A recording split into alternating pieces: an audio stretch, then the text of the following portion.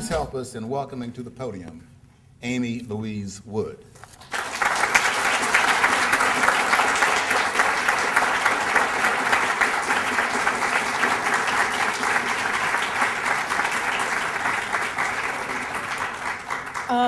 Thank you, Charles, and thank you all for being here.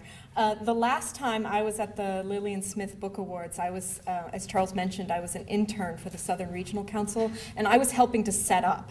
So I never expected to be on this side of the podium. The Southern Regional Council was the successor organization to the Commission on Interracial Cooperation, which from its founding in Atlanta in 1919 devoted much of its energies towards fighting lynching and fighting mob violence. And of course, Lillian Smith is a hero to anybody who works on the history of racism in America. So you can imagine to be receiving this award is a tremendous honor for me. So I want to thank the panel of jurors. I want to thank the sponsors of this award, the Southern Regional Council, the Georgia Center for the Book, and the University of Georgia Libraries. I also have some personal thanks for a couple of people. It's great to see old friends in the audience today, but there's a couple people I want to mention. One is Matthew Bernstein, who was a mentor to me at Emory University, who's just showed tremendous encouragement and support for this project, and pretty much taught me everything I know about film studies. And Jennifer Mears, my dear friend, who has not just been an amazing friend, but went beyond the call of duty and did a lot of editing for this book. She's an incredible editor, and if anyone needs an editor, go talk to Jennifer. It's a strange and horrible thing to make unimaginable acts of violence the center of one's research and therefore the center of one's life. I understand that it can't be easy for readers either, so I'm deeply appreciative of those readers who chose to immerse themselves in this topic along with me. And again, part of the honor of this award is knowing that. I thought I would use my time to talk about some of the objectives that I had in doing this project and some of the themes, and talk about some of the themes that I cover in the book. This book project began, I guess, over 15 years ago now. I was a graduate student, a master's student at the University of Mississippi, where I knew Charles Eagles and his wife. And I was working as a research assistant for a documentary on violence for Alabama Public Television. The documentary never got funded and never got made, but one of my tasks as a research assistant was to find images to go along with this documentary. And I was sent to Atlanta, Georgia, and I found myself at the Georgia Archives looking at the Vanishing Georgia collection, where I came across these photographs of lynching that astounded me. Many of you might know the collection of lynching photographs that came out in the book Without Sanctuary and that were exhibited at the MLK Center about 7 to 8 years ago. And if you have seen those photographs, then you know how horrific and powerful that they are. Those photographs hadn't resurfaced yet. That collection wasn't known yet when I was first embarking on this project. So when I came across these photographs in the Georgia Archives, they were shocking to me. I knew that this violence had taken place, and I knew it was horrible, but that people would choose to photograph the violence puzzled me. What did it mean to photograph an event like this? What does it say about the act of lynching that people did photograph it? So when I entered my doctoral program at Emory University, understanding this puzzle became the center of my research. And then that interest in photography came to spread to other aspects of the visual, not just photographs, but the performance of lynching and motion pictures. So my interest then focused on the visual aspects of lynching, the spectacle of it, which meant that I tended to focus on the most gruesome kinds of lynchings. The lynchings that drew hundreds, if not thousands, of spectators, the ritualistic tortures, the photographs, the films of lynching, To be sure, many of the over 3,000 lynchings that happened in the South were not these massive spectacles. Even though I think even smaller, or what I found was smaller, more private lynchings often tended to be ritualistic and tended to have photographs produced of them. But it was the extremes of violence, the spectacle of it, the level of sadism that people could engage in that interested me most. And in focusing on the extremes, my intention was not to sensationalize the already sensational. It was to understand it in some way, not to excuse it or to explain it away, but to understand it.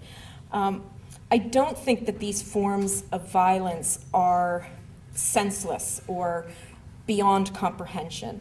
Instead, I see them as extraordinary expressions of ordinary sentiment. Human cruelty warrants explanation. How are ordinary people brought to extreme levels of violence? And that's important to recognize, that these were otherwise ordinary people and otherwise law-abiding citizens, churchgoers, fathers and mothers, working men. And so in my book, I try to explain how it came to be that these ordinary people participated in this violence, or at least watched it or celebrated it, how their cruelty became socially acceptable.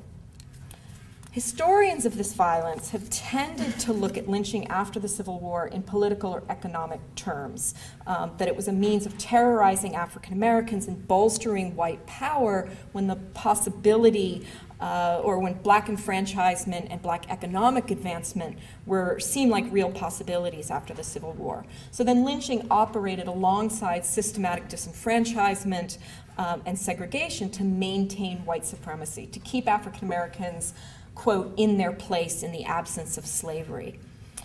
But I see this violence as more than just a political act. It was also a cultural act that conveyed meaning to its participants and to its witnesses. So I seek to explain why the violence was committed the way that it was, why the tortures, why the rituals, why the photographs, what meaning did these practices have for participants, and what did they convey? And to do so, I look at how they overlapped and drew from other forms of spectacle and spectatorship at the turn of the century in this Jim Crow period.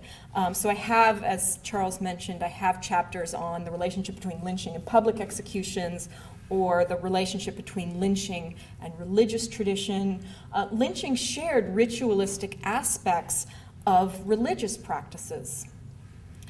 I also look into more depth at the uses of lynching photographs, how they overlapped with conventions of photography that Americans would have been familiar with at the time, and the representation of lynching in motion pictures in, for instance, a film like Birth of a Nation, the infamous 1915 film, which you're probably very familiar with. Lynching seeped into many aspects of American popular culture and popular consciousness, not just in the South, but in the country. My book is subtitled Witnessing Racial Violence in America, because although most lynchings in the Jim Crow era took place in the South, the spectacle of lynching was not confined to the South. It was a national practice. We also tend to think of this violence as archaic or primitive, as somehow pre-modern.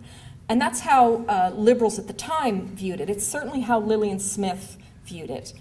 They saw it as a symptom of backwardness, a sign that lynch mobs were out of step with the ideals of American democracy, but also the ideals of modern civilization. Once the South more fully modernized, the idea was, once its people became more educated, or the criminal justice system became more centralized, lynching would decline.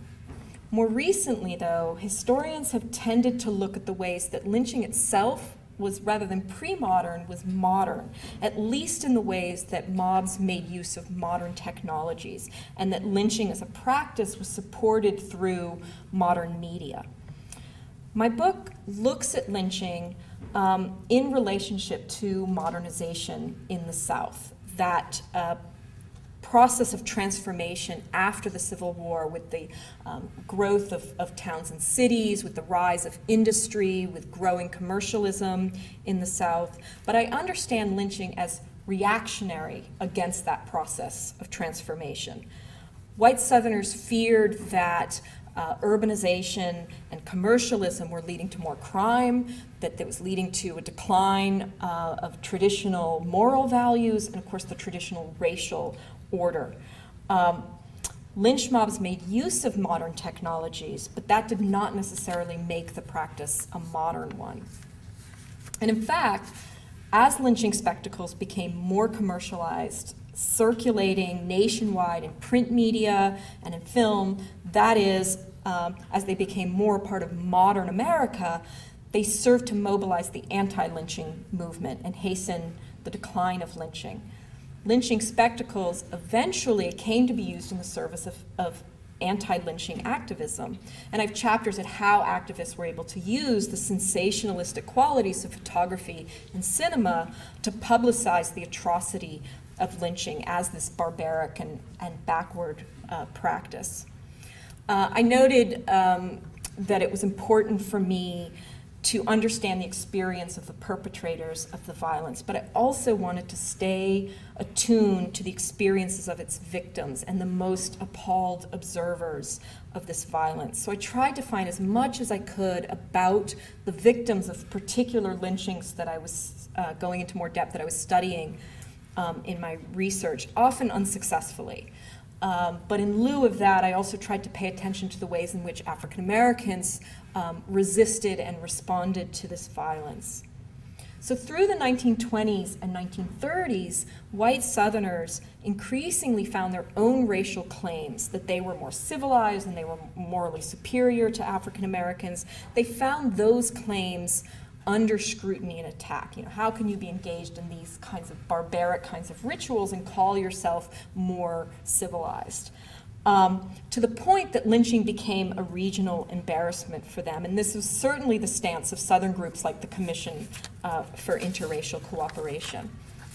So in some sense, liberal observers at the time were right that modernizing the South, or at least insisting that the South conform to national standards, contributed to a shift in the practice of lynching. And I should note that even though most white Americans by the 1930s came to find the spectacle of lynching to be unacceptable, they still, that didn't mean that they abandoned their support for white supremacy or their support for racial segregation. It's at that point, though, that lynching went from being this hyper-visible practice to being a largely invisible one. It didn't disappear, it went underground, and it took new forms. So my book attempts to understand not only why lynching was so visible at the turn of the century, but how it became invisible. And we can question what damage that invisibility has done. In the recent past, I think many white Americans have been largely ignorant of lynching's history. I've had a number of people tell me that they had no idea it was that pervasive, or they had no idea it was that gruesome. And that was certainly my understanding before I embarked on this project. So the more recent invisibility of lynching, the decline of this particular form of racial violence, has also obscured the memory of this violence. It's allowed white Americans to forget, and it's rendered the victims of this violence invisible. And I hope that this book has helped to remedy that. Thank you again for listening, and thank you for